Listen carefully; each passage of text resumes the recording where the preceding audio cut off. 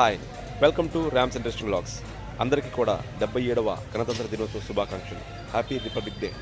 So ఈ యొక్క రోజు మనకి వాట్సాప్లో హ్యాపీ రిపబ్లిక్ డే అని చెప్పేసి మెసేజ్లు వస్తుంటాయి, చాలా లింక్స్ కూడా వస్తుంటాయి. ఫ్రాడ్లెంట్ పీపుల్ చాలామంది మోసం చేయడానికి ఈ యొక్క లింక్ని హ్యాపీ రిపబ్లిక్ డే అని చెప్పేసి ఒక లింక్ షేర్ చేస్తారు.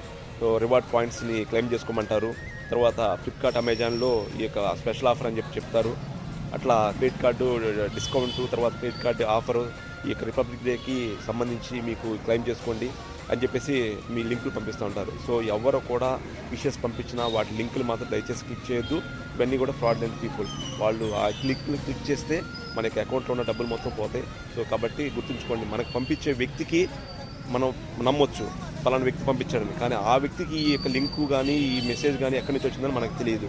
గ్రూప్లో వచ్చినా కానీ మనం క్లిక్ చేయకూడదు. ఏదో రిపబ్లిక్ డే విషెస్ అని చెప్పేసి కానీ క్లిక్ చేసామా ఖచ్చితంగా మనం దానికి భారీ మూల్యాన్ని చెల్లించాల్సి వస్తుంది. కాబట్టి దయచేసి ఇలాంటి లింక్ క్లిక్ చేయొద్దు, ఎవరికి ఫార్వర్డ్ చేయొద్దు. మన యొక్క మొబైల్ హ్యాక్ అయిపోయి మనం చెప్పకుండా ఓటీపీలు చెప్పకుండానే మన అకౌంట్లో నుంచి డబ్బులన్నీ క్లిక్ చేస్తారు.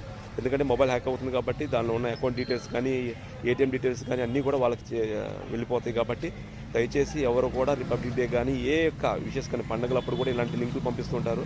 సో రివార్డ్ పాయింట్స్ అని చెప్పి కానీ ఎస్బీఐ యోనో కానీ కెనరా బ్యాంక్ కానీ ఏ యొక్క దాన్ని కూడా నమ్మొద్దు దయచేసి. రిలయబుల్ సోర్స్ని మీకు పంపించే వ్యక్తి రిలయబుల్ సోర్స్ కాదు, అతనికి పంపించే వాళ్ళు ఫ్రాడ్లెంట్ పీపుల్. ఈ యొక్క విషయాన్ని గుర్తుపెట్టుకోండి, జాగ్రత్తగా ఉండండి. Thank you very much. And అందరికీ కూడా happy republic day. Thank you.